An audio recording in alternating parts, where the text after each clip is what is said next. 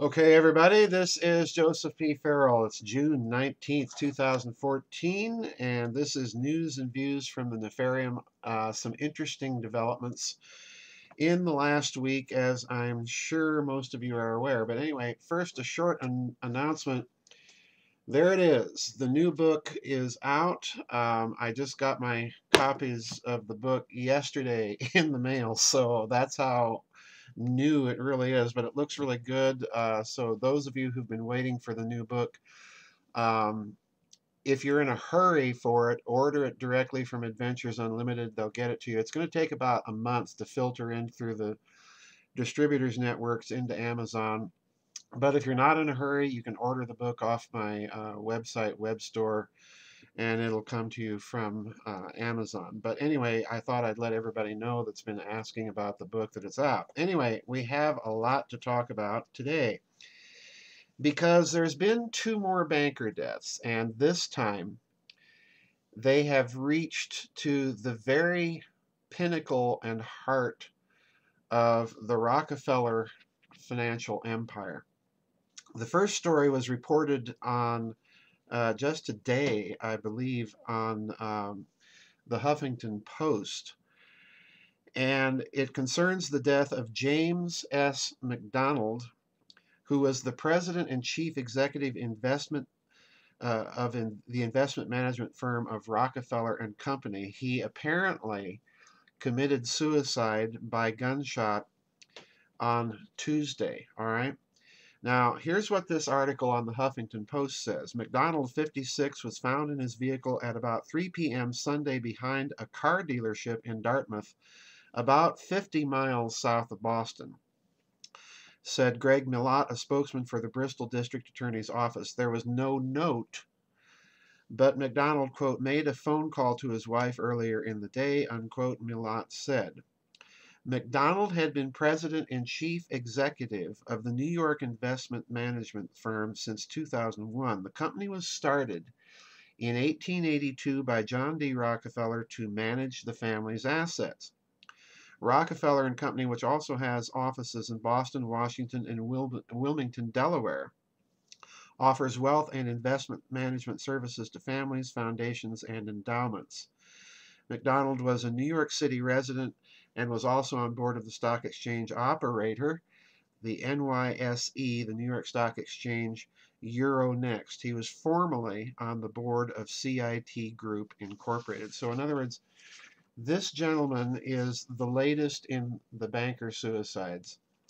And this one now reaches into the heart and at the very pinnacle of one of the key companies within the Rockefeller financial empire. And I want you to hold on to that bit of information because it's going to fuel some of my high-octane speculations in today's news and views. Now, the other bit of banker news, as I'm sure many of you are already aware, is that the great-grandson of John D. Rockefeller and the son of David Rockefeller, the 99-year-old patriarch of the family now, died in a plane crash last Friday the 13th. All right, and I will talk about that in a moment. I want you to file that little fact away. Now, here's how the Wall Street Journal is reporting it. This was from an article by Pervez Shalwani and Joe Jackson. It appeared on, and I'll link the article for you, in the Wall Street Journal. Here's a few sections of the article. Quote, Richard Rockefeller, a noted doctor and philanthropist, died Friday morning when a plane he was piloting crashed near Westchester County Airport. Mr. Rockefeller, 65 years old, was an advisory trustee of the Rockefeller Brothers Fund. He taught medicine in Portland from 1992 to 2000, according to the fund's website. He served as the chairman of the board of advisors for Doctors Without Borders for 21 years before stepping down in 2010. Mr. Rockefeller was flying a Piper PA-46 aircraft, according to the Federal Aviation Administration. The fixed-wing single plane was manufactured in 2001 and was registered to Mr. Rockefeller according to FAA records. He was an experienced pilot who had been flying for many years, Mr. Seidel said. The plane left the airport at 8:08 a.m. Moments later, air traffic controllers reported that it fell off their radar and they lost contact. The plane struck several trees on the property where it crashed, narrowly missed a house which had 2 people inside, officials said. The plane had a 122-gallon fuel tank that was likely full, but there was no fire on the ground, officials said. And the final comment in the article, Mr. Rockefeller most recently worked on treatments for post-traumatic stress syndrome for wounded veterans, Mr. Seidel said. Now, I want you to stop and consider a few interesting tidbits in that article, because the way that the journal is describing the crash of Dr. Rockefeller's aircraft sounds suspiciously familiar, almost identical, in my opinion, to the case of the airplane that John F. Kennedy Jr. was flying that went down, took a nosedive, disappeared off radar. And again, they discovered that plane with the fuel injection turned off. And this plane, apparently, at some point may have lost its fuel, or there may have been something else put in the fuel tank. We simply don't know, but it is extremely suspicious that with a 122-gallon fuel tank, there was no fire at the crash site. And the other interesting thing about this article is that it mentions that Mr. Rockefeller had been visiting his father, David Rockefeller, of course, the famous patriarch of the family, for his 99th birthday. And the article indicates, as I read, the family is in shock. Richard was a terrific family member, and it's terribly sad. So in other words, apparently, Mr. Rockefeller was close to his family and close to his father. All right, and we certainly can sympathize with the family at the loss of a loved one. All right, let's not be so hateful towards the financial class that we forget our humanity.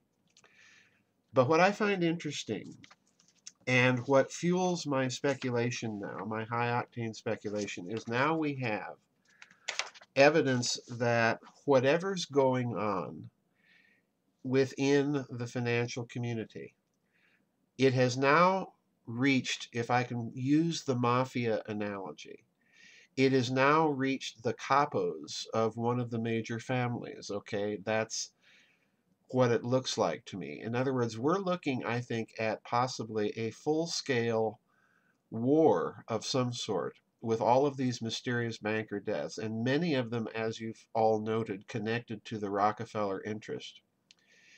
And this either, in my opinion, indicates that there's some real factional infighting between the various major groups within the Western financial elite, or it could indicate that somebody else is a major player on the block now and is targeting them specifically, possibly even as a form of economic warfare. If you recall, the BRICS nations are moving away from the dollar reserve currency status. They're putting in bilateral trade agreements. Well, this could be a component of economic warfare against the Western financial elite. That's one other possibility. But there's a third possibility, that it might be some hidden player on the block, all right? And the thing that interests me the most about Dr. Rockefeller's death, coming as it does just a few days before the suicide of the CEO of one of the major Rockefeller investment companies, which again I think is probably unlikely given the pattern of banker deaths that we've seen before.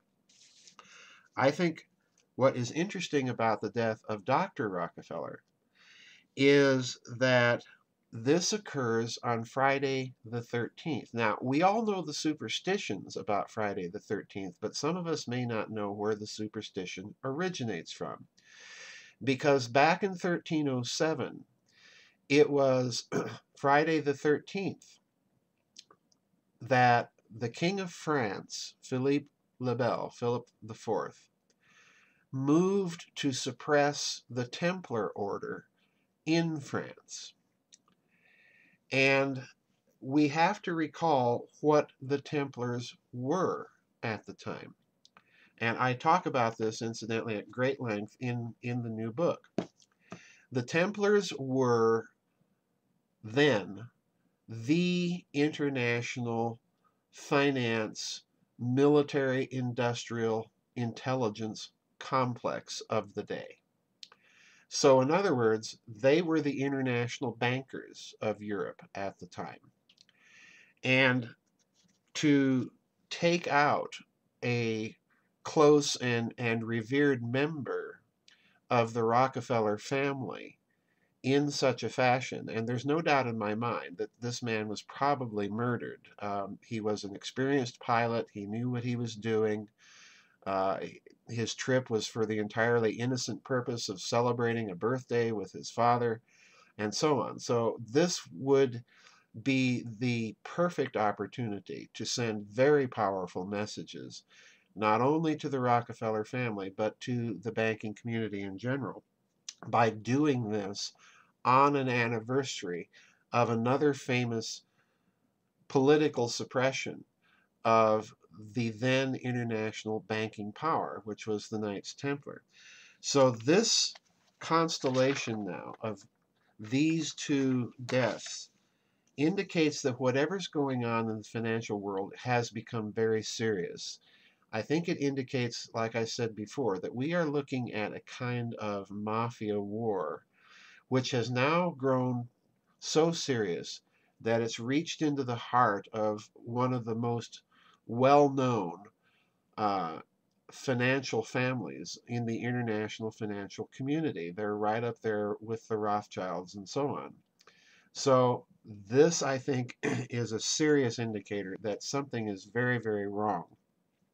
And we're going to have to watch these stories, particularly, I think, how the death of Dr. Rockefeller in this plane crash is covered.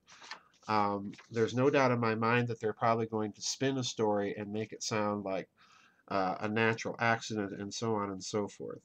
So I think this is also a good indicator of where the ultimate source of this may be coming. It may be coming from within the Western national security apparatus. I said long ago, and I'll be presenting evidence for this point of view at the upcoming conference. I've said long ago that when you install after World War II a hidden system of finance that is in the hands of the national security community, that what you've effectively done is you have put that community into the international banking business. So the bankers at that point, they really begin to lose some power. And this may be a reflection of something else going on that we don't know about it within the national security structure. So there's any number of ways to spin this right now. Economic warfare on the part of some of the BRICS nations. I think we can probably guess who they might be.